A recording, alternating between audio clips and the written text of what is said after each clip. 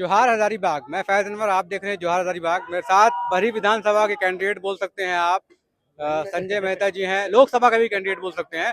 लेकिन आपको बता दूं कि कल चौपारण में बहुत बड़ा प्रोग्राम हुआ था, इसमें अकेला यादव जी ने बहुत विधायकों को बुलाया था। लेकिन यहाँ पे कुछ जेबी केसेस के भी लोग थे जो फ्यूचर में विधायक बनना चाहते हैं। तो जो कांटे का टक्कर है चौपारण और बरी में, वो जबरदस्त चल रहा है। ये जानते हैं संजय जी कैसे टैकल करेंगे। इतना भीड़ कल हुआ, भगत सिंह के जो पोते आए और फिर आप यहाँ पे सभा कर रहे हैं, आगे कैसे ले जा रहे हैं? देखिए, भगत सिंह की विचारधारा को हम लोग भी मानते हैं। उन्होंने भी, आप देखिए, 23 साल की उम्र में उन्होंने शहादत दी थी और हम लोग भी क्रांति की ही पूजा कर रहे हैं, हम लोग भी रेवोल्यूशन की ही बात कर रहे हैं।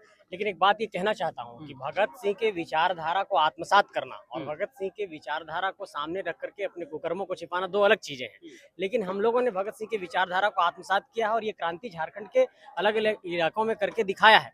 लेकिन जो लोग इस तरह की बात कह रहे हैं, तो इसलिए उस पहलू पर मैं नहीं जाना चाहूंगा। मैं अपने आंदोलन पर आना चाहता हूँ। ये आंदोलन जो लगातार झारखंड के अलग अलग इलाकों में हुआ है, आपने लगातार सभी जगहों पर जाकर कवर किया। आप मांडू भी गए, रांची भी गए, चरी भी गए, तमाम इलाकों में आपने झारखंड में कवर किया है। आपके कैमरे ने देखा है, जोहार हजारीबाग के कैमरे ने देखा है कि किस तरीके से लगातार हर इलाके में भीड़ उमड़ रही है। हम लोगों को ये उम्मीद नहीं थी कि चौपारण में ये रिस्पांस मिलेगा।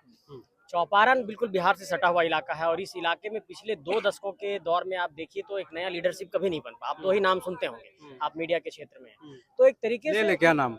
क्या नाम ले ले नहीं, क्या? वो सर्वविदित है, सब जानते हैं। हाँ। हाँ, तो मैं यही कहना चाहता हूँ कि अगर पॉलिटिकल लीडरशिप नहीं जन्म लेता है, अगर लीडरशिप का स्किल नहीं जन्म लेता है, तो इस पर विचार करना होगा कि ऐसी क्या कमियां हैं, क्या खामियां हैं कि अपने माटी से लीडर्स नहीं निकल रहे हैं। और हम लोग इसी के लिए एक अंकुरन का काम कर रहे हैं। चुनाव होगा, कौन लड़ेंगे, कौन जीतेंगे, ये एक अलग पहलू है।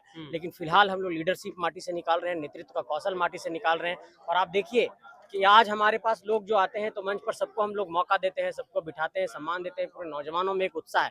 तो ये एक हम लोगों ने पॉलिटिकल जो एक ट्रेडिशनल पॉलिटिक्स है, उसको, उस ट्रेंड को हम लोगों ने चेंज किया है कि गांव घर से भी निकला हुआ कोई लड़का गांव के बड़े मैदान में सभा करने की चुनौती पेश कर सकता है, सभा को सफल कर सकता है।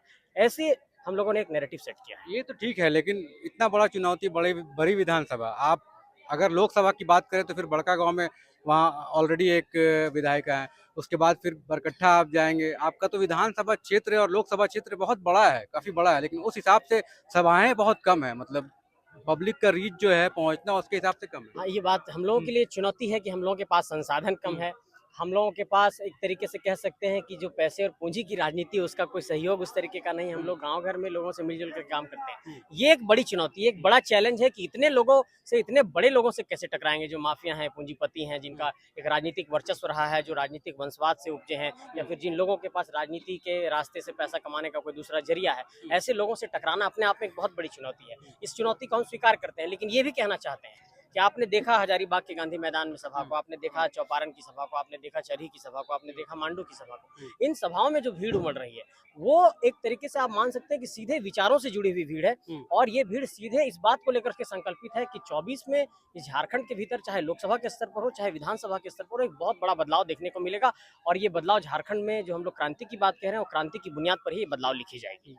ये तो ठीक है। अभी जयराम महतो जो हैं अपने कार्यकर्ता के साथ बॉम्बे गए थे, तो क्या शिवसेना से टाई अप करने का प्लान है आप लोग का, कि कुछ और प्लान नहीं है? नहीं, ऐसा कुछ प्लान नहीं है। देखिए, इस राज्य के आप 3.25 करोड़ की आबादी में आप देखेंगे तो आप समझ लीजिए कि 20% से ज्यादा आबादी, 25% से ज्यादा आबादी माइग्रेट कर गई है, पलायन कर गई। वो दिल्ली में है, बेंगलोर में है, मुंबई में है, महानगरों में है। वो वहाँ पे मजदूरी कर रहे हैं।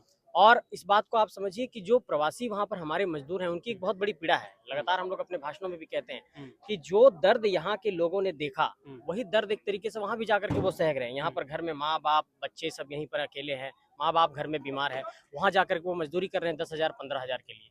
तो जब उनके अभिव्यक्ति की कोई बात करेगा, उनके दर्द को कोई साझा करेगा, तो निश्चित तौर पर वहाँ पर लोग सुनने आएंगे। तो वहाँ पर जो सभा हुई थी, वो प्रवासी मजदूर लोग वहाँ सुनने आए।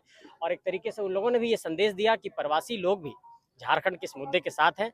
और देश के अलग अलग इलाकों में हम लोग सभा की प्लानिंग कर रहे हैं और वहाँ पर भी इस तरह की सभाएं होंगी। तो मतलब वो पोटेंशियल वोटर लग रहे हैं ना, वोट तो यहीं आके करेंगे। तो क्या लगता है उनको, आप लोग फ्लाइट का पैसा दे के बुलाएंगे, ट्रेन का भाड़ा दे के बुलाएंगे यहाँ पे वोट दिलाने के लिए, जब वोटिंग का टाइम होगा? कैसे वो लोग यहाँ नहीं, पे जब सभाओं में हम लोगों ने 1 रुपया नहीं दिया, सभा में सिर्फ अपील पर लोग आ गए, तो वोट देने भी लोग अपने ही आ माध्यम से जाएंगे? आए। बिल्कुल आएंगे, इस तो बात का मतलब पूरा ऐसे भरोसा। तो फिर पूरे इंडिया में है प्रवासी मजदूर जो आएंगे झारखंड के बाहर गए हुए हैं। आएंगे देखिए, आपने तो देखा सब होगा जगह सभा करना पड़ेगा आप लोगों को। लॉकडाउन में ऑफिशियली सरकार ने अनाउंस किया था कि 8 लाख मजदूरों का डेटाबेस उनके पास आया। हम लोगों का जो अपना डेटाबेस हम ये मान के चलते हैं कम से कम 20-25 लाख जो है झारखंड के मजदूर अलग अलग इलाकों में हैं। ये जो 20-25 लाख लोग हैं वो कहीं ना कहीं जो पुरुष सदस्य हैं वही ज्यादा माइग्रेट किए हैं। तो एक पुरुष सदस्य कम से कम घर के 5 सदस्यों को एक तरीके से कन्विंस कर सकता है। तो आप समझ लीजिए कि ये एक बहुत बड़ा बेस है, 2 लाख 3 लाख लोगों का एक बेस है। और आप ये मान करके चलिए कि जितने भी प्रवासी मजदूर हैं उसमें एक बात को लेकर के एकजुटता आई है कि अगर हम महाराष्ट्र में मराठी भावना को देख रहे हैं, अगर हम गुजरात में गुजराती भावना को देख रहे हैं, तो झारखंड में झारखंडी भावना की जब बात हो रही है तो उसके साथ क्यों नहीं खड़ा हो जाए। आप देखिए, आप महाराष्ट्र में जाएंगे तो मी मराठी करके स्लोगन चलता है।